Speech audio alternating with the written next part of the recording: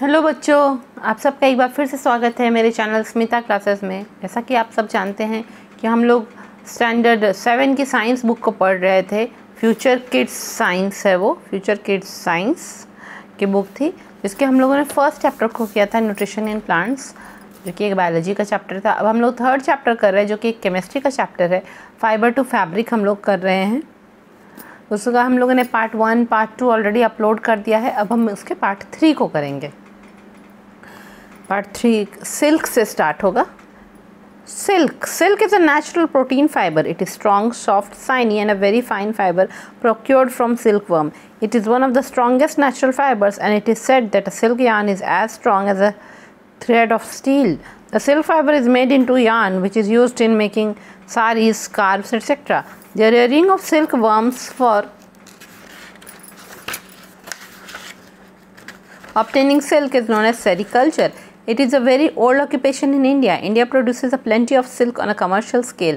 The silkworm moth was originally a native of China. Later it was introduced to Europe, the Mediterranean and other Asiatic countries. Let's study about the life history of this interesting creature in detail. Life history of silkworm moth. Egg, larva, pupa, adult silkworm. The female silk moth lays eggs on mulberry leaves, from which larvae called caterpillars or silkworms hatch out. The silkworm feeds on mulberry leaves and grows in size. It then enters the next stage of its life cycle called pupa. It first weaves a net to hold itself. Then it swings its head from side to side in the form of figure 8. During this movement, it secretes a fiber made of protein which hardens on exposure to air. This is silk fiber. It covers itself completely by silk fiber to form a cocoon. At this stage, the larva is called a pupa. The further development of pupa takes place inside the cocoon. Cocoons are shades of white, cream and yellow. On reaching adulthood, the moth breaks out of the cocoon. Again, the male moth mates with the female which lays eggs, and the cycle is repeated all over again. ठीक है। Silk जो है कुछ कुछ fibre जो है natural fibre है, जैसे कि कॉटन, जूट, सिल्क है ना, जो कि नेचुरली मिलता है हम लोग को। और कुछ एनिमल फाइबर है, जैसे वूल जो है वो एनिमल फाइबर है। तो सिल्क एक नेचुरल फाइबर है जो कि प्रकृति में हम लोग को ऐसे ही मिलता है। ठीक है। सिल्क की क्या खास बात है कि सिल्क का फाइबर जो है, सिल्क के जो धागे हैं वो बहुत ही स्ट्रॉन्ग होते हैं, वो आसानी से टूटते नहीं हैं, और वो बहुत सॉफ्ट होते हैं और शाइनिंग अपीयरेंस देते हैं, चमकते हुए होते हैं, छूने में बहुत सॉफ्ट लगते हैं, और बहुत ही फाइन फाइबर होते हैं, बहुत ही पतले पतले से धागे होते हैं। और वो कहाँ से मिलता है? वो सिल्क वर्म से मिलता है। सिल्क का जो कीड़ा है उससे वो मिलता है। ठीक है। वो जो जितना भी नेचुरल फाइबर हम लोग को मिल रहा है, कॉटन, जूट, फ्लेक्स, सिल्क, उसमें वो स्ट्रॉन्गेस्ट है, सबसे ज़्यादा ताकत वाला है, आसानी से टूटता नहीं है, ऐसा है सिल्क फाइबर। और कहा जाता है कि सिल्क का जो धागा का बंडल है, यान जो है सिल्क का धागा पूरा, वो कितना स्ट्रॉन्ग है जानते हैं? वो स्टील के जितना स्ट्रॉन्ग है कहते हैं। जैसे स्टील आसानी से नहीं टूट सकता, वैसे सिल्क भी आसानी से नहीं टूट सकता, वो इतना स्ट्रॉन्ग है। सिल्क फाइबर जो सिल्क के जो रेशे निकाले जाते हैं उनको फिर धागे में बदला जाता है, यान में बदला जाता है, और उसी से बहुत सारे सिल्क की अच्छी अच्छी साड़ीज़ बनती है, स्कार्फ जो पहनती हैं लड़कियां वो भी बनती हैं। ठीक है। सिल्क जो है वो जितने अच्छे क्वालिटी का होगा उसका कॉस्ट उतना हाई रहता है। जो बिल्कुल प्योर सिल्क होता है, अभी तो आर्टिफिशियली भी बन रहा है, तो जो सिल्क मॉथ से जो प्योर सिल्क मिलता है वो बहुत ही कॉस्टली होता है, और उसकी बनी हुई साड़ीज़ और ड्रेसेस भी बहुत कॉस्टली होते हैं। ठीक है। इंडिया जो है सबसे बड़ा प्रोड्यूसर सिल्क का कौन है? चाइना है। सबसे ज़्यादा सिल्क चाइना में प्रोड्यूस होता है, उसके बाद इंडिया में प्रोड्यूस होता है। अब सिल्क वर्म को पालते हैं, रियरिंग करते हैं, पालन पोषण करते हैं सिल्क वर्म का, ताकि उनसे हम सिल्क ले सके, और इस पूरे प्रोसेस को कहते हैं सेरीकल्चर कहते हैं। बहुत सारे कॉलेजेस में अभी ये वाला स्ट्रीम भी खुल गया है, पिसीकल्चर, सेरीकल्चर खुल गया। पिसीकल्चर जो है मछली के पालन का वो लोग बच्चों को पढ़ाया जाता है, और सेरीकल्चर सिल्क के कीड़े के पालन पोषण के बारे में पढ़ाया जाता है। ये एक बहुत ही पुराना प्रोफेशन है इंडिया में, पुराना पेशा है, ऑक्यूपेशन है इंडिया का, बहुत पुराने समय से लोग कर रहे हैं। और इंडिया जो है वो बहुत ही सिल्क प्रोड्यूस करता है कमर्शियल स्केल पे, मतलब कमर्शियली बेचने के लिए सिल्क बहुत प्रोडक्शन इंडिया में होता है। ठीक है। सिल्क वर्म का जो कीड़ा होता है, मॉथ जो होता है, सिल्क वर्म का कीड़ा मॉथ जो कहते हैं, वो सबसे पहले कहाँ पाया गया था? चाइना में पाया गया था। ठीक है। फिर धीरे धीरे वो उसको ट्रांसपोर्टेशन करके यूरोप भी पहुंचाया गया। फिर मेडिटेरियन सी के पास का जो कंट्रीज़ है, मेडिटेरेनियन एरिया जो है वहाँ पे पहुंचाया गया, एशिया के दूसरे कंट्रीज़ में भी पहुंच गया। ठीक है, इस तरह सिल्क का कीड़ा अलग अलग जगह पहुंच के अलग अलग जगह सिल्क का प्रोडक्शन भी होने लगा। ठीक है, अब हम लोग सिल्क के इस मॉथ के बारे में, सिल्क के कीड़े के बारे में जो है हम लोग ये करेंगे, उसके लाइफ हिस्ट्री के बारे में पढ़ेंगे। तो सबसे पहले एग्स निकलता है, एग्स से लार्वा में चेंज होता है, लार्वा से प्यूपा में, और प्यूपा से एक एडल्ट, एक बड़े सिल्क वर्म में वो बदल जाता है। क्या होता है कि जो फीमेल सिल्क का कीड़ा होता है, सिल्क मॉथ जो फीमेल सिल्क का कीड़ा होती है, वह क्या करती है, वह अंडे देती है। कहाँ पे? एक पेड़ होता है मलबरी का पेड़ जो होता है, जैसे कि एक्चुअली हम लोग शहतूत बोलते हैं हिंदी में, तो वह जो मलबरी का पेड़ होता है उसी के पत्तों पे वह कीड़ा देती है। ठीक है, वह अंडे देती है, और जो है अंडे जो है कुछ दिन बाद अंडे फूटते हैं और उनमें से वो रेंगने वाले कीड़े निकलते हैं, कैटरपिलर जो होता है वो निकलता है, या फिर सिल्क का कीड़ा हम लोग उसको बोलेंगे, सिल्क वर्म या फिर कैटरपिलर उसमें से निकलता है। ठीक है, अब जो है सिल्क वर्म जो है वह उसी मलबरी के पत्ते को खाता है। वह उसमें से जो सिल्क वर्म निकला वो उसी मलबरी के पत्तों को खाते खाते धीरे धीरे अपना साइज़ को बड़ा करता है, वह थोड़ा बड़ा हो जाता है। ठीक है, उसके बाद जो है वो अपने लाइफ के नेक्स्ट स्टेज पे पहुंचता है। तो लार्वा के बाद, कैटरपिलर के बाद वो नेक्स्ट स्टेज उसका क्या है, उसका प्यूपा वाला स्टेज है। वो क्या करता है, वो अपने मुंह से एक सलाइवा निकालता है और उसकी मदद से एक जाल जैसा बनाना शुरू करता है। जैसे मकड़े अपने जाल बनाते हैं ना, वैसे वो भी एक जाल बनाना शुरू करता है ताकि वो उस जाल में वह फंस के रह सके। ठीक है, ऐसा बनाना शुरू करता है। उसके बाद क्या करता है, वो अपने सिर को जो है ऐसे ऐसे साइड घुमाता है। कैसे स्ट्रक्चर में, जैसे 8 बना रहा है, ऐसे कराएगा, फिर ऐसे करेगा, जैसे 8 लिखते हैं ना 8 नंबर को, उस तरीके से वो अपने सिर को ऐसे ऐसे हिलाता रहता है। ऐसे करते करते क्या होता है, उसके बॉडी से एक फाइबर निकलता है, मुंह से एक फाइबर निकलता है, एक तरह का लिक्विड टाइप का निकलता है, और रेशे वाले लिक्विड निकलता है जो कि प्रोटीन का बना हुआ रहता है। ठीक है, और वो प्रोटीन क्या होता है कि वो जो है हवा में जैसे ही आएगा उसके बॉडी से निकल के वो हार्ड होने लगता है। ठीक है, ये ही सिल्क का फाइबर होता है जो हार्ड होने लगता है प्रोटीन। कब? जब सिल्क का कीड़ा 8 शेप में अपने सिर को इधर उधर घुमा रहा होता है ताकि वो अपना एक नेट बना सके। ठीक है, उसी टाइम उसके बॉडी से निकलता है प्रोटीन के फाइबर निकलते हैं, प्रोटीन के धागे निकलते हैं, जिसे कि सिल्क फाइबर कहते हैं।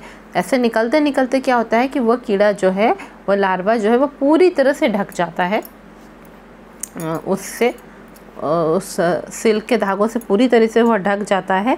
ठीक है, और अंदर आराम से रहता है और बाहर पूरा वो ढका लगता है।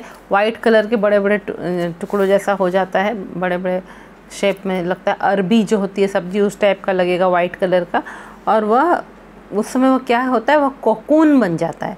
कोकून के भीतर वह सुरक्षित रहता है और बाहर सिल्क के फाइबर से एक जाली बना के अपने बॉडी के ऊपर रहता है। जाली तो नहीं, पूरी तरह से ढका रहता है, सॉलिड रहता है। ठीक है, इस टाइम जो लार्वा अंदर है वह क्या कहलाता है, वह प्यूपा कहलाता है। धीरे धीरे प्यूपा बड़ा होता जाता है उसी कोकून के भीतर, अपने आप को सुरक्षित रखता है उसके भीतर। ठीक है, ये जो कोकून है वो कैसे दिखते हैं, वाइट कलर के दिखते हैं, या क्रीम कलर के, या येलो कलर के दिखते हैं। ठीक है, फिर वो जब और बड़ा हो जाता है, एडल्टहुड पे पहुंच जाता है, तो उसमें से क्या होता है,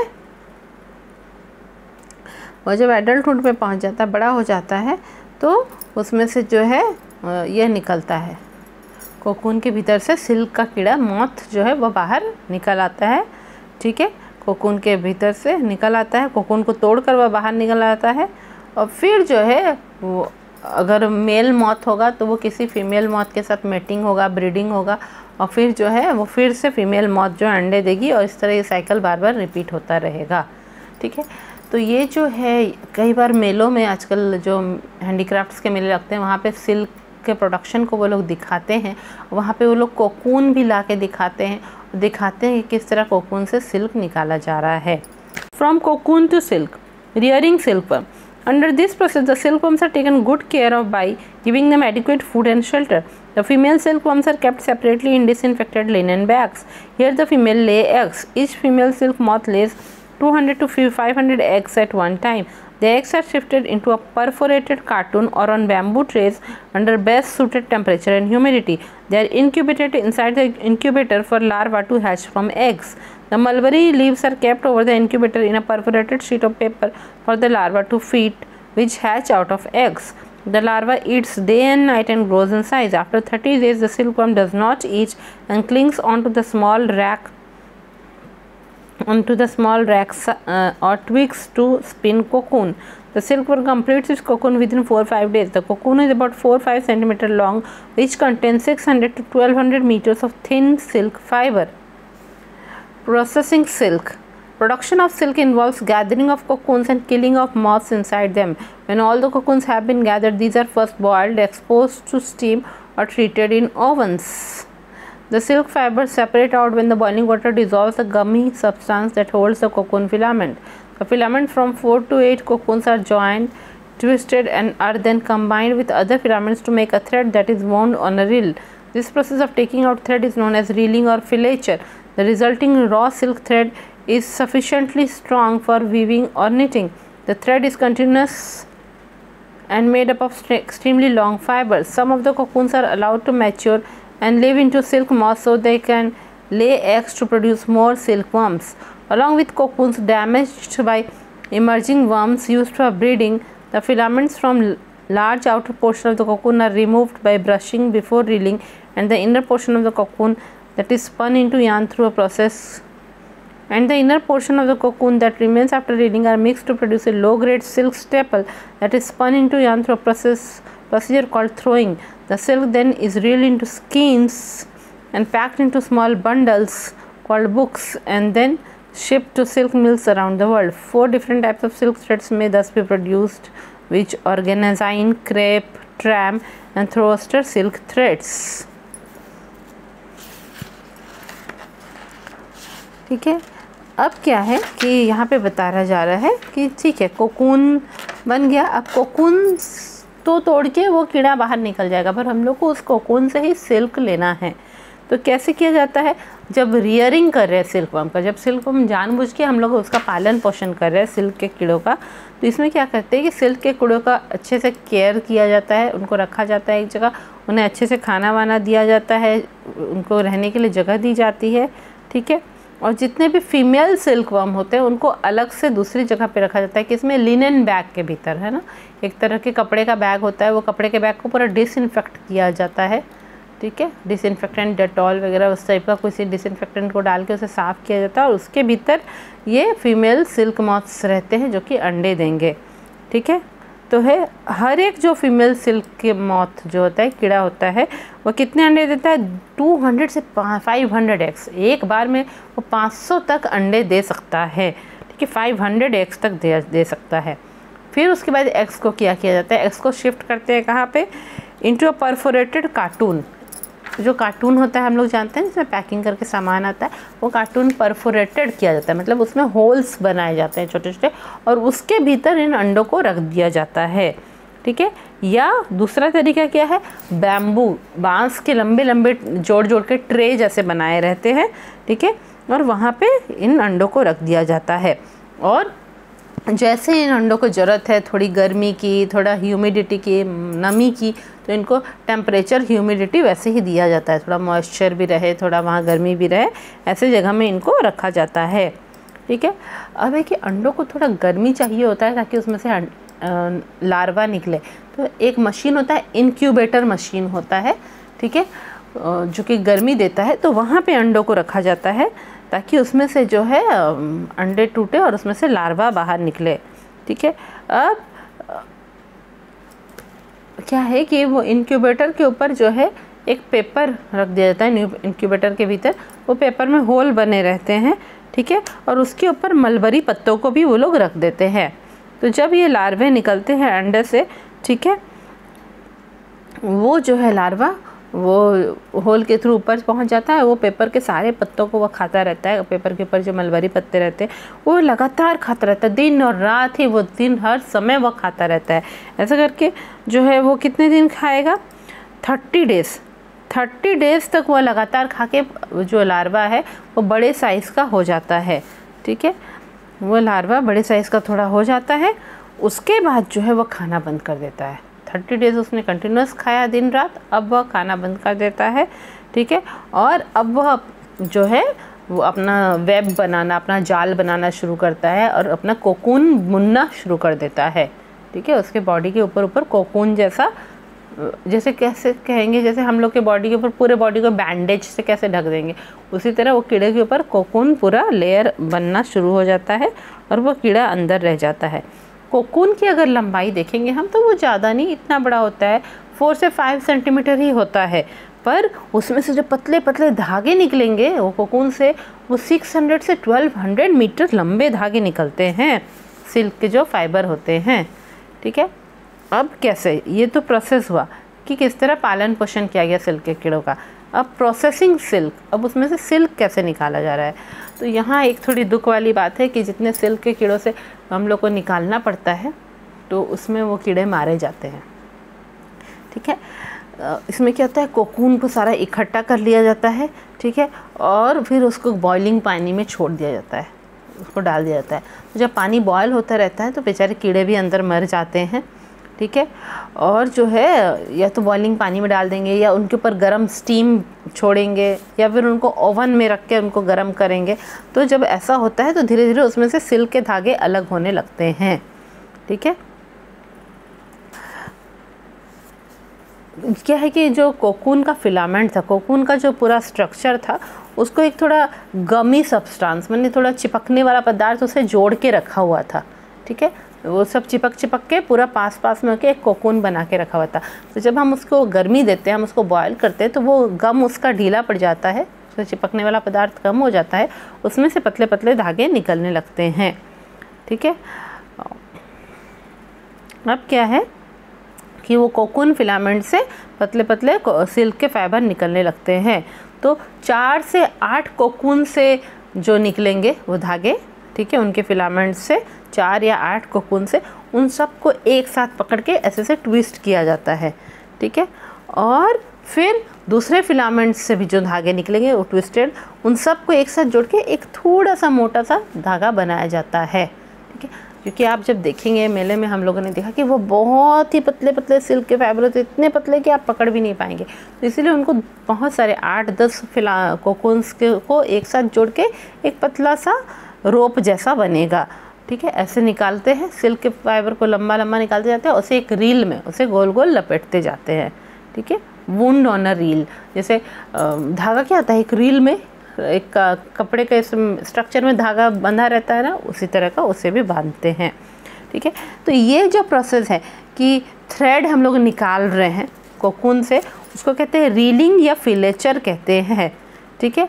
अब जो निकला वो क्या होगा, रॉ सिल्क, अभी कच्चा सिल्क उसमें से निकल गया है और वो बहुत ही स्ट्रॉन्ग होता है। उस कच्चे सिल्क से भी आप बुनाई कर सकते हैं, निटिंग कर सकते हैं या वीविंग भी कर सकते हैं, उसे कपड़ों के जैसे चरख, इसमें हम लोग करते हैं ना, हैंडलूम जो होता है उसमें धागों को जोड़ जोड़ के कपड़ा बनाया जाता है, तो वो भी आप कर सकते हो। उससे आप कपड़े भी बना सकते हैं और बुनाई भी कर सकते हैं, ठीक है। और इसलिए जो सिल्क के धागे होते हैं काफ़ी लंबे लंबे निकलते हैं, कंटिन्यूअस होते हैं, लंबे होते हैं और लॉन्ग फाइबर्स होते हैं और स्ट्रॉन्ग तो बहुत ही होते हैं, टूटते नहीं हैं, ठीक है।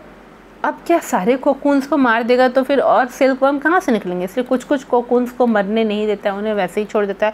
वो मैच्योर होते हैं, कोकून टूटता है और उसमें से जिंदा सिल्क वर्म, जीवित सिल्क के कीड़े निकलते हैं, उन्हें ऐसे ही छोड़ दिया जाता है मलबरी पेड़ों पे, तब जाके वो फिर से अंडे देते हैं और इस तरह साइकिल चलता रहता है। क्योंकि सारे कोकून को मार देंगे तो अब तो मुश्किल हो जाएगी, ठीक है।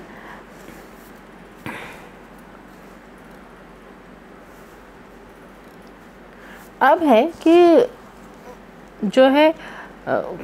जो कीड़े उसमें से निकल रहे थे, ठीक है, जो कोकून डैमेज हो गए हैं क्योंकि उनमें जिनको हमने छोड़ दिया था मैच्योर होने के लिए, जिन्हें हमने बॉयल नहीं किया, उनमें से कीड़े बाहर निकले हैं, तो कोकून जो है वो डैमेज हो चुके हैं, ठीक है।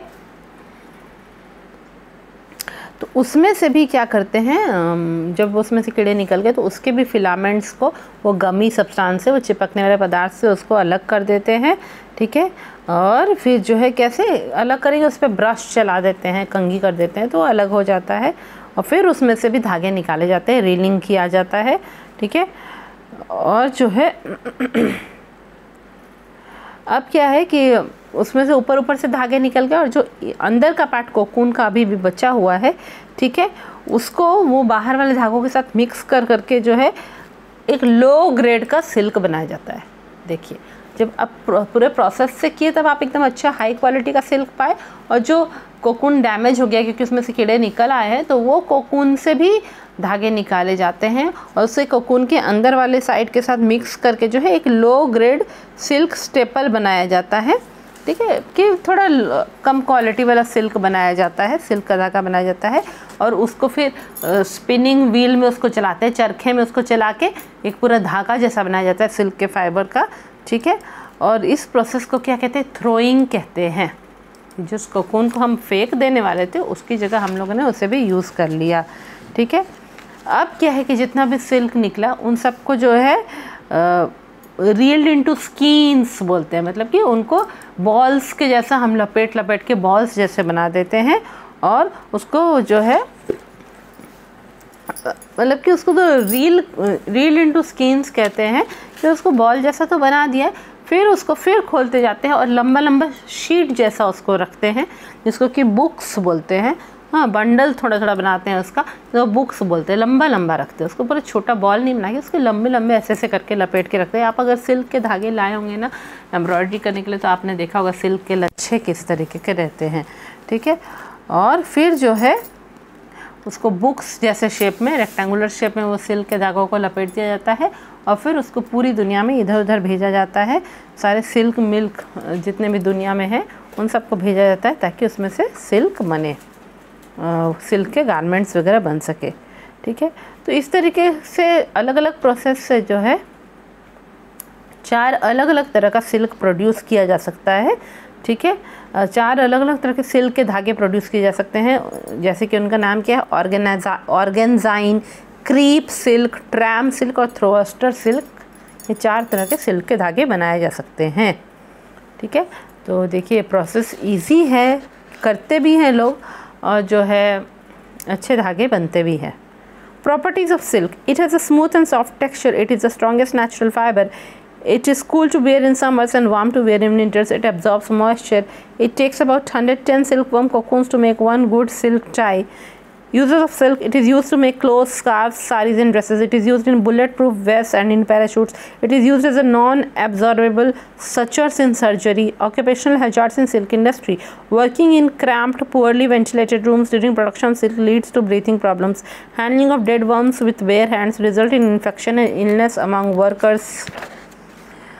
Workers have to focus on fine thread being reeled and have to stand for 12 to 16 hours a day, which result in backache, vision problems and leg deformities like bow-leggedness. Dipping of cocoon in boiling water is done manually. This makes the worker's skin raw and blistered. अब silk के property क्या है, तो हम जैसा हम लोगों ने पहले भी पढ़ा, वो बहुत ही स्मूथ होता है, उसे छुए आप टच करेंगे तो बहुत ही स्मूथ लगता है और सॉफ्ट होता है उसका टेक्सचर। वो लगता है कि हमने बहुत ही स्मूथ और सॉफ्ट कपड़ा टच किया हुआ अगर सिल्क के कपड़े को टच करते हैं।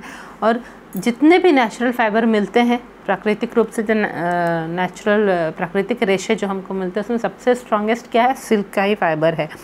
आप गर्मियों के दिन में पहनेंगे तो आपसे ठंडक लगेगी, और ठंड के दिन में पहनेंगे तो आपके बॉडी को वह गर्म रखेगा, इतना अच्छा वो कपड़ा होता है। ठीक है, वो मॉइस्चर एब्जॉर्ब करता है ना, आप पसीने वगैरह को वो सोख लेता है। अब जो है एक अच्छा सिल्क का अगर टाई बनाया जाता है, टाई जो है मैक्सिमम सिल्क के ही कपड़े के बने रहते हैं, तो एक अच्छा सिल्क का टाई बनाने के लिए कितने 110 सिल्क वर्म कोकून्स की ज़रूरत होती है। 110 कीड़ों को मारा जाता है तब जाके एक अच्छी सी टाई बनती है। ठीक है, यूज़ किया है सिल्क का, उससे कपड़े बनाए जाते हैं। हाँ, बड़े बड़े कपड़े बनाए जाते हैं, स्कार्फ बनाए जाते हैं, मेनली जो स्कार्फ, कपड़े के स्कार्फ जो गर्ल्स पहनती हैं, सारी सिल्क की साड़ीज़ बनाई जाती हैं, और ड्रेसेस भी, सलवार सूट और शर्ट्स वगैरह भी बनाए जाते हैं।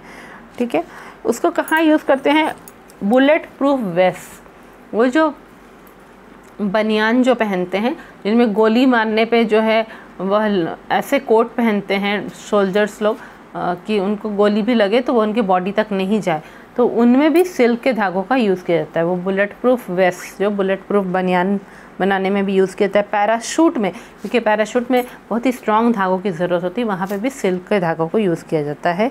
ठीक है, अब जब सर्जरी करते हैं तो क्या करते हैं, डॉक्टर ने किसी बॉडी पार्ट को काटा है, स्किन को काटा है, उसको सिलाई भी करते हैं ना, फिर डॉक्टर स्यूचर्स देते हैं, उसको सिलाई करते हैं। तो वहाँ पे भी जो है सिल्क के धागों को यूज़ किया जाता है कई जगह पे, ताकि वो नॉन एब्जॉर्बेबल हो। देखिए आजकल 2 तरह के धागे स्टिचिंग में यूज़ करते हैं बॉडी में, एक जो स्किन एब्जॉर्ब कर लेगा और एक जो रह जाते हैं वैसे उसे बाद में काट के हटाया जाता है जब वो बॉडी पार्ट जुड़ जाता है। तो ये जो है ये नॉन एब्जॉर्बेबल है, मतलब कि यह बॉडी में जुड़ेगा नहीं, इसे काट के निकालना पड़ेगा। तो सर्जरी के समय स्यूचर्स देने में, सिलाई के टाके देने में इसे यूज़ करते हैं। ऑक्यूपेशनल हैजार्ड क्या है, सिल्क इंडस्ट्री के में काम करने वाले लोगों के लिए क्या नुकसान है। ठीक है, क्या है कि रूम्स जो है वो अंधेरा अंधेरा रूम रहता है, ज़्यादा खिड़कियाँ नहीं रहती हैं, क्योंकि थोड़ी गर्मी बनाए रखनी है उस रूम में, है ना, मॉइस्चर होना चाहिए। तो ऐसा क्रैम्प्ड पुअरली वेंटिलेटेड रूम है, टूटा फूटा रूम सब रहता है और अच्छे से उसमें वेंटिलेशन नहीं, विंडोज़ नहीं है। जब सिल्क बनाया जाता है तो उसमें वर्कर लोग को सांस लेने में दिक्कत होने लगती है। ठीक है, अब मरे हुए कीड़ों को वो अपने खुले हाथों से वो उसे उठाते हैं, इधर उधर करते हैं, उससे क्या होता है उनके हाथों में भी इन्फेक्शन होने लगता है और वर्कर्स बीमार पड़ने लगते हैं। ठीक है, अब वर्कर्स को यह भी ध्यान रखना है कि बिल्कुल पतले पतले धागे निकलने चाहिए, फाइन थ्रेड ऑफ सिल्क निकलना चाहिए और वही रील में बंधना चाहिए। वो इसके लिए वो हर समय उसको ऐसे पकड़े रहते हैं, पकड़ पकड़ के उसे आगे बढ़ाते रहते हैं। इसके कारण उनको 12 to 16 आवर्स अ डे खड़े रहना पड़ता है, तब जाके वह फाइन क्वालिटी ऑफ सिल्क बना पाते हैं, जिसके कारण उनको बैक एक होने लगता है, उनको पीठ जो है उनकी दर्द होने लगती है, उनको आँखों का प्रॉब्लम होने लगता है, विजन प्रॉब्लम, ठीक से दिखाई देना कम हो जाता है, उनके पैरों में डिफॉर्मिटी आ जाती है, पैर टेढ़े मेढ़े हो जाते हैं, जैसे बो लेगेडनेस जो बोलते हैं कि पैर धनुष के शेप के जैसे टेढ़े टेढ़े हो जाएंगे, वैसा भी उनको प्रॉब्लम होता है घंटों घंटों खड़े रहने से। अब जो है ये जो कोकून्स को हम लोग बॉइलिंग वाटर में डालते हैं, वो कैसे, वो मशीन के थ्रू तो नहीं, हाथ से खुद ही डालते हैं, मैनुअली डालते हैं। इसके कारण जो है वर्कर्स का जो स्किन है उसमें ब्लिस्टर्स आ जाते हैं, उसमें फफोले पड़ जाते हैं गर्म पानी में डाल के, उनका रॉ स्किन डैमेज हो जाता है। तो ये सब ऑक्यूपेशनल हैजार्ड है, पर जो है सिल्क की कहानी बड़ी ही अद्भुत है और बहुत ही अच्छी कहानी है। ये चैप्टर आपका कंप्लीट हो गया, फाइबर टू फैब्रिक कंप्लीट हो गया है। जल्दी ही जो है हम लोग नए चैप्टर में मिलेंगे। Thank you.